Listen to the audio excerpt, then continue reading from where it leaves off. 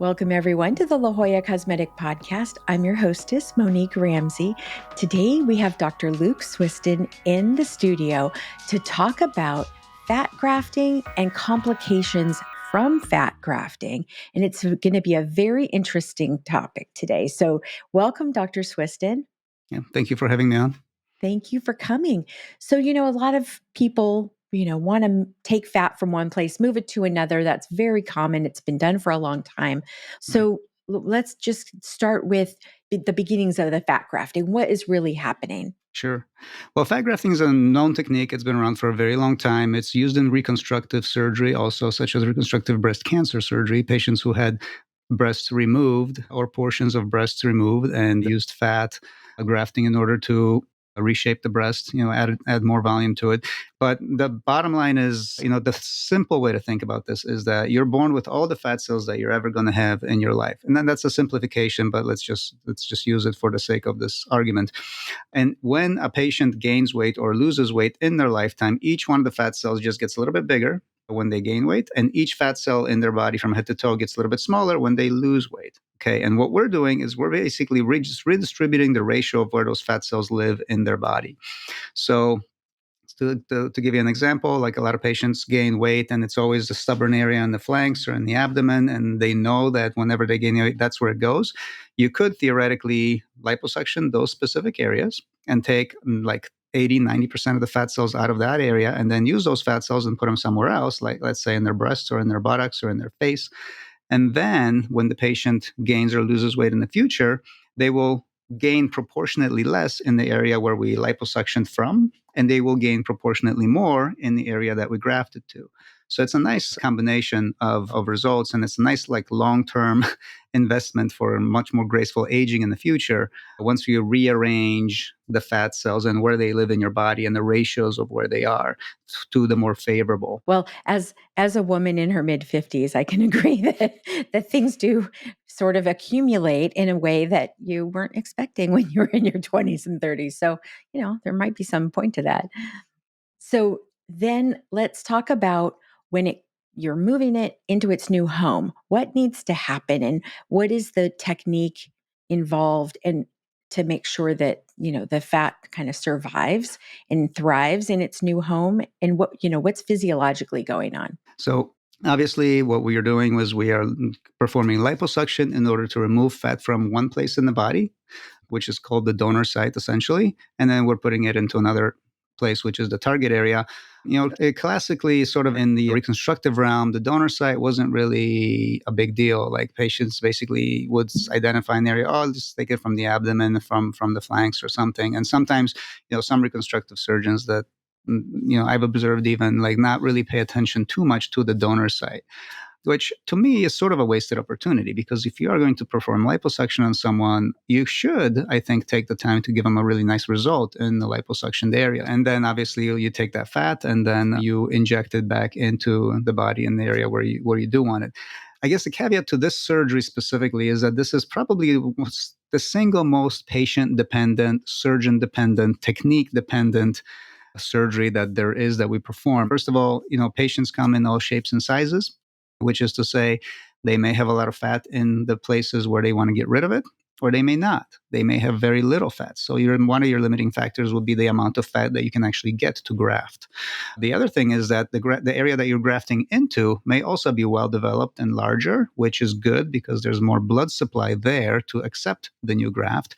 Or they may have very, very little tissue. So the classic example is a patient who had double mastectomies for breast cancer.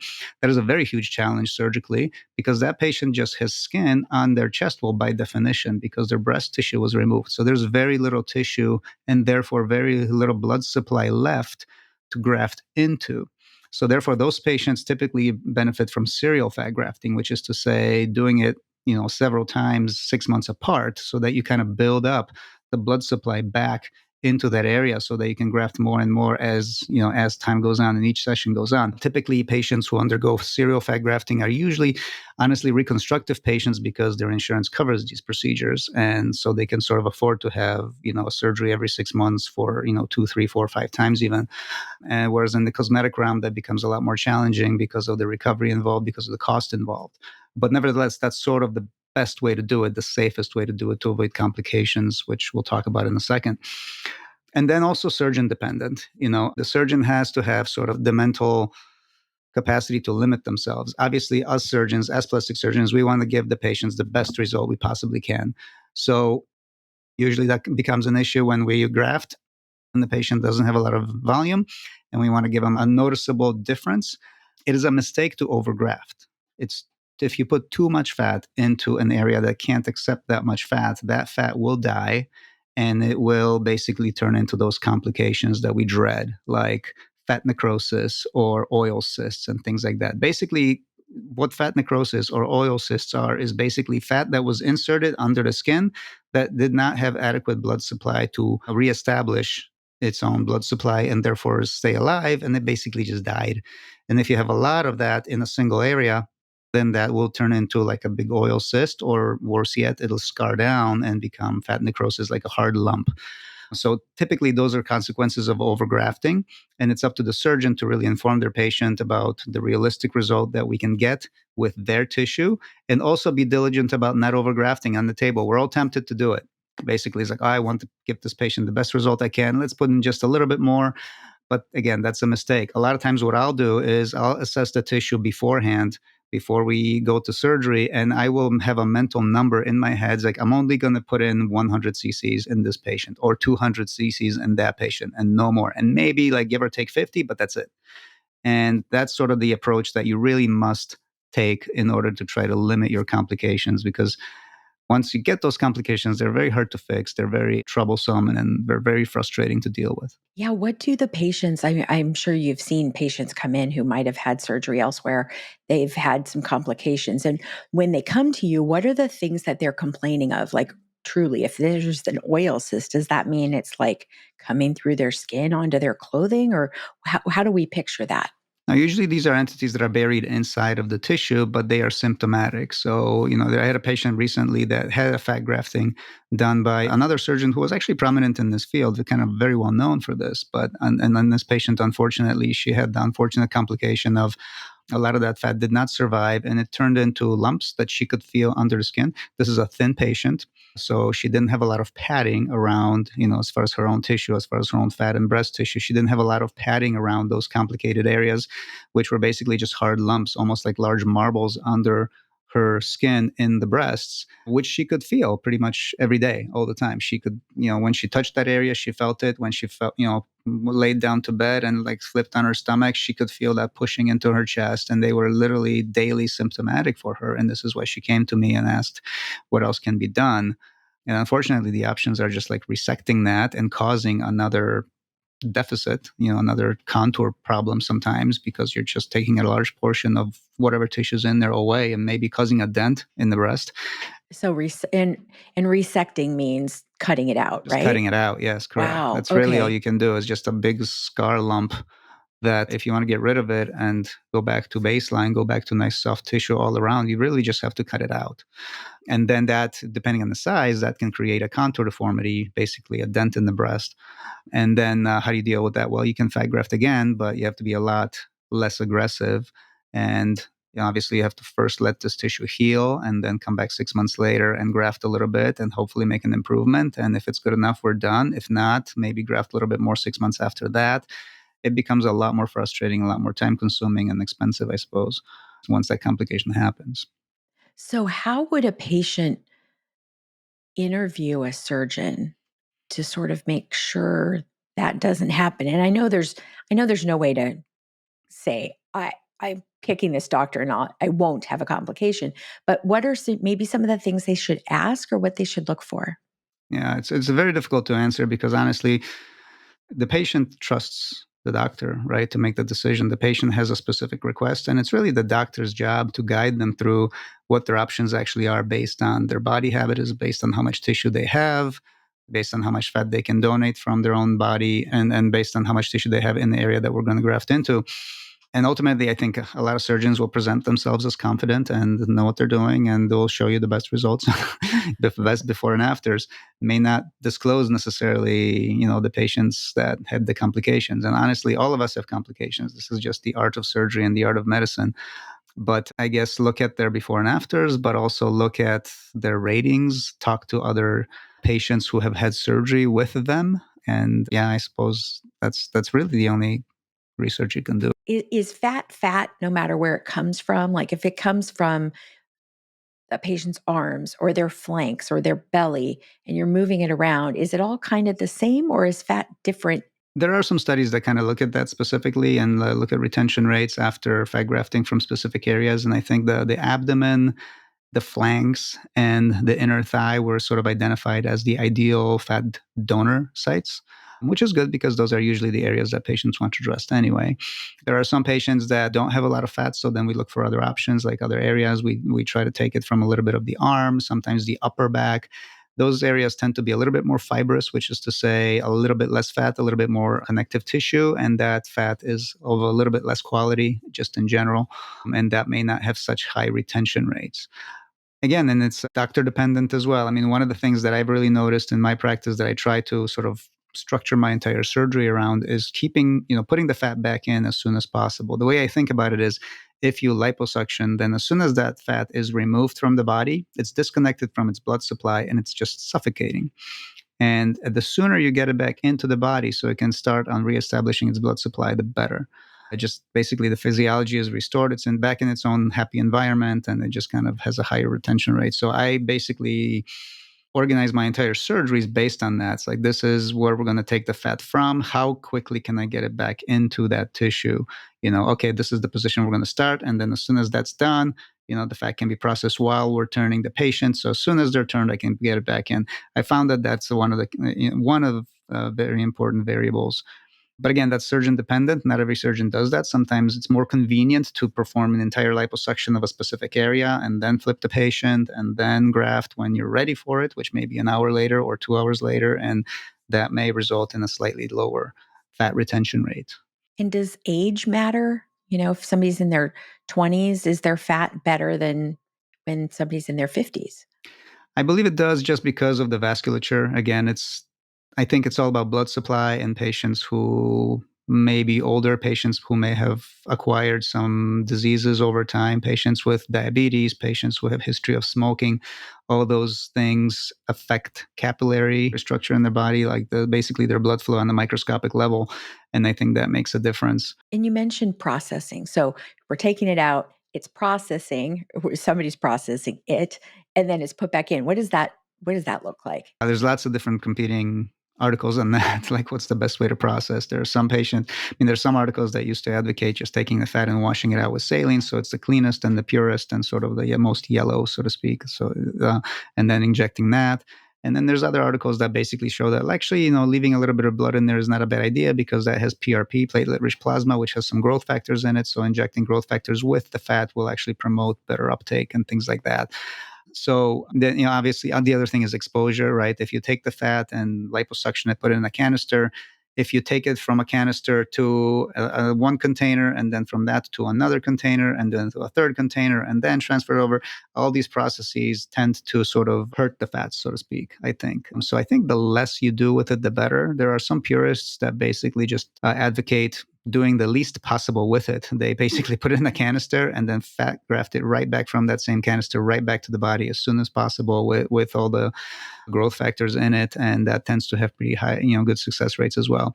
I'm sort of more on that side. I mean, again, my intent is to get the fat back in there as soon as I can. So I think the less that you do with it and the faster you get it back in, the better. It makes total sense. But, I'm sure everybody thinks their technique makes sense to them. But we want to do evidence-based medicine also. So there are Right. studies, there are patients. There are doctors that focus in on this and do studies. And I think they come to similar conclusions in a lot of the studies. So we're talking, you can put the fat in your rear end, you can put the fat in the hip dips, you can put the fat in the breasts.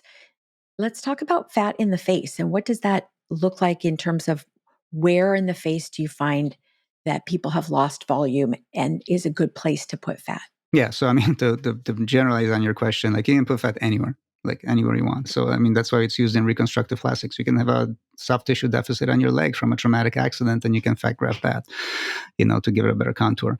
The face specifically, there's lots of facial plastic surgeons that do fat grafting. The common areas, aging is fat loss from the face, which is sort of what happens. If you look at a baby, they're basically just all fat. Basically, it's a big round face with just eyes and nose and mouth, just nice features. And then if you go to the other extreme and look at somebody who's much older, then they just have all these shadows that sort of creep in over time because of volume loss. There's fat compartments all over the face that are responsible for keeping that volume youthful. And when that volume goes away, that's when we get hollow points. That's when we get depression of the skin. Aging is not so much face, skin drooping down. It's basically the volume going away and the face sort of, and the facial skin sort of redraping on itself in a way that there's more shadows and more valleys and divots in there now. And to some extent, adding volume back into those areas that atrophied restores youth to a large extent. And obviously that works to a point. At some point, you do have to do a facelift, which involves skin removal as well. So the cheeks are usually by far the most common intervention that's really effective because there's a lot of fat compartments in the cheeks. And once those start atrophying, those are the first signs of aging. People get a line like right here. People get exposure of the tear trough deformities, which is basically fat sort of going away from these and sort of exposing these anatomical landmarks that we all have that are normally hidden under the fat. But once the fat is gone, then these become forefront on display. So restoring fat in these areas really treats the mid-face and also gives a little bit more volume to the cheeks, which in turn lifts the cheeks, which in turn makes so the nasolabial folds kind of go away and mask a little bit as well. So that's a very powerful modality. The other area that I really like to focus on is restoring the jawline. One of the youthful signs of youth, I should say, is a straight jawline from the angle to the mandible all the way to the tip of the chin. If you have a straight line there, that is a sign of youth. And as soon as these irregularities start creeping in, if I use myself as an example, there's a little bit of a divot here, which isolates separates the chin away from the rest of the mandible. That's a sign of aging because then after that, the jowl creeps in. And then you have a little bit of a dip here. That's the platysmal band just kind of like pulling down. And then that pulls on this area. So if you have a dip here and then a tight spot here and then a chin, that is a little bit more of an aged look. So what you can do is restore that straight line by grafting this sulcus right here, which is basically that little divot. The pre-jowl sulcus is what we call it. And a lot of times adding fat just to the chin itself will give you a little bit more of a prominent chin. We'll pull that skin a little bit further out. And restoring this will restore that jawline to some extent. We can do that with fillers, but we can do that with fat as well. I kind of love the fact that with fat, it's your own, Correct. And I'm assuming maybe not 100% of it stays because maybe some percent does not Correct. get happy in its new home. But once it's there forever, right? The fat that survives is there forever. And this is the question that I always get. How long does the fat grafting last? Well, it's not like a filler. Filler does have a longevity associated with it. You put in specific filler, it's gone 9 months later or 2 years later or whatever, depending on the filler you used. For fat, it's the mentality is that as soon as you graft it, not all of the fat cells will survive, but the ones that do are there forever. Okay. So in general, I quote patients, I tell them that I think I expect about 50% of the fats to survive. Are the lips a place you can put fat, or are the lips too, is the skin too thin to? No, they are. I would, in my experience, particularly, I think they're the most difficult to predict a nice result with the lips. I mean, there are patients that I fat grafted the lips where they had a really nice, very visible, sustained result in the long term. There are some other patients who basically just kind of reabsorbed it. There was one in particular that I grafted after a reconstructive surgery. She had a dog bite. It's actually kind of one of my favorite cases that I've documented on my Instagram page. But she had a dog bite with a big deficit over here. The dog just literally swallowed this tissue. So she was missing about a third of her lip. So there is a way to sort of, make incisions and use the remaining lip to reconnect and bridge that area over. And she had a great result with that. But because of that, the lower lip was thinned out. So we ended up fat grafting her 6 months later after her reconstruction. But I was less than impressed with how much fat stayed, probably because of the vascular supply already being stressed by the reconstruction, and also because she had additional scars there, and scar tissue doesn't expand as well as new tissue. So all these variables come into play. I think the lips are also a very mobile area, so a lot of that may reabsorb the fat. Now, you also talked about, this being a very patient dependent procedure. And I would think because all surgeries have a whole list of things that the patient's supposed to do and not do after surgery. So let's talk about what are the instructions and how does the patient's compliance with those instructions, how does that factor in after surgery for a good result? Yeah, so you just want to basically preserve that fat and preserve blood supply in these areas so that the fat can survive. It takes a couple of weeks, couple of months for this fat to really reestablish itself in its new place. So you want to avoid pressure in those areas because pressure will increase with the blood flow in that area, especially for a long time.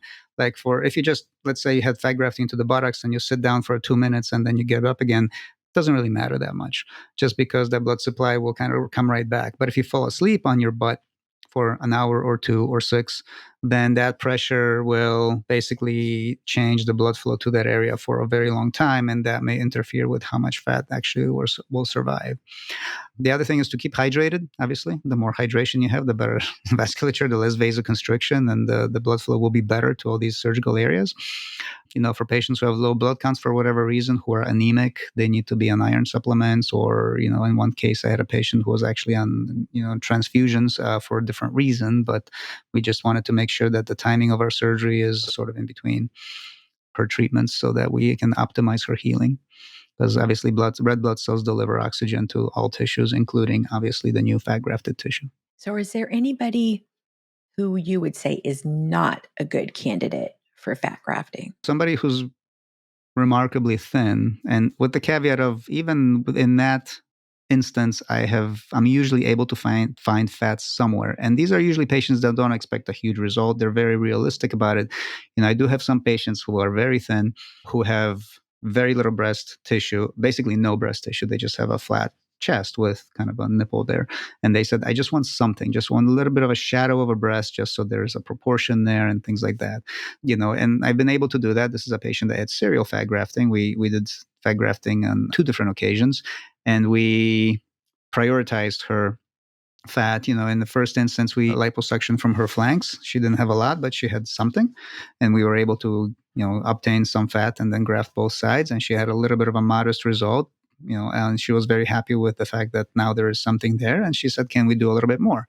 So 6 months later, she came back and we went after her medial thighs, inner thighs, and got a little bit more fat out and grafted that again. And then she had an even better result. And she was very happy with that. So I would say that that's probably the more challenging patient, is where your options are really limited with regards to how much fat she has to donate and also how much tissue she has to graft into. Yeah. And we have some other episodes where we talk about, BBL, skinny BBL. We go into, more depth. So if anybody in the audience is interested, we can put those in the show notes, or where we kind of take more of a deep dive.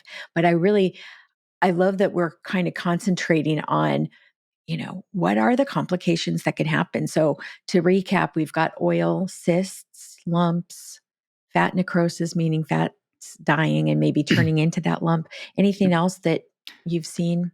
Not really. I mean, this is all essentially the same thing. Is basically like if you take a big lump of fat and inject it into one area inside the breast, let's say, only the outside cells of that entire lump are in contact with new blood supply, and those will survive. But everything on the inside, which is the vast majority of it, will just not survive, and that can turn into like a big oil cyst, or worse yet, scar down and become fat necrosis and like a hard lump. Oil cysts can be drained with a needle. Hard lumps can have to be removed surgically. I suppose other complications that you can do with that you can get with this whole procedure is contour deformities to the donor site. I was And just thinking the same yeah, thing. I was like, so you have wait, to what happens when where we took it from? exactly. So again, I've seen this sometimes in the reconstructive realm where the focus was really the breast. Let's say they're reconstructing the breast, so they don't care about the donor site. They just care about the breast because they are, their job is it's a little bit more narrow-minded, where they just focus on the breast itself. So it's like, oh, we'll get the fat from somewhere. And I've had patients come back with like a dent on one side of the abdomen, or like one thigh was liposuction but the other one wasn't, and that was the asymmetry that they got. Or sometimes it's very aggressive liposuction, maybe from both thighs, but they were so aggressive because they wanted to get a lot of fat, then they left contour deformities. They basically, liposuction the deep fat and then maybe also the fat immediately under the skin. And that can cause a lot of dimpling, a lot of contour deformities, skin deformities on the surface. And, that's another thing that you have to be careful. So I think somebody who has experience with liposuction as well as with fat grafting is sort of the best choice for your surgeon, because I think they will pay attention to the aesthetics of your donor site just as much as they'll pay attention to the outcome of your fat graft. I love that. Well, this was so interesting. Thank you for coming in and going over this, because I think, fat grafting has become so much more popular lately, and we're realizing it's like liquid gold. It is. Don't throw it away. Yeah. Where No. can we put it, right? It is. In fact, that's just something I mentioned for every patient that comes in for liposuction. I basically tell them that it's like, I don't want to upsell you on another surgery, but if we are doing liposuction to your entire body, I am obligated to tell you that there's two choices you have with the fat that we're going to get. Number one, we can throw it away and you'll never see it again. Or we can use it somewhere. So if you ever were thinking about putting your fat somewhere else, now is the time, because now is when we're going to have it available to us. And the other caveat question I get, and something I was going to leave the audience with, which is a common question, is like, well, can I donate fat to my sister or whatever? Or like, or the husband's like, oh, I got a lot of fat. We can donate. I can give her a lot of fat. It's like, so the short answer is no, except if you have a genetically identical twin. So for anybody out there who does have the fortune of having a genetically identical twin, that is the only person in the world that can donate fat to you. That's interesting. I love it. I love It's it. not going to get rejected. Well, thank you, Dr. Swistun. And everybody, check the show notes. And if you liked this, give us a review, right? Because we've been doing this for 3 years, and we're so happy to have you as a listener. And so tell us what you want to hear about next. And thank you again, Dr. Swistun, for joining us. Thank you for having me. Take a screenshot of this podcast episode with your phone and show it at your consultation or appointment, or mention the promo code PODCAST to receive $25 off any service or product of $50 or more at La Jolla Cosmetic. La Jolla Cosmetic is located just off the I-5 San Diego freeway in the Zymed building on the Scripps Memorial Hospital campus. To learn more, go to ljcsc.com or follow the team on Instagram at ljcsc. The La Jolla Cosmetic Podcast is a production of The Axis, TheAxis.io.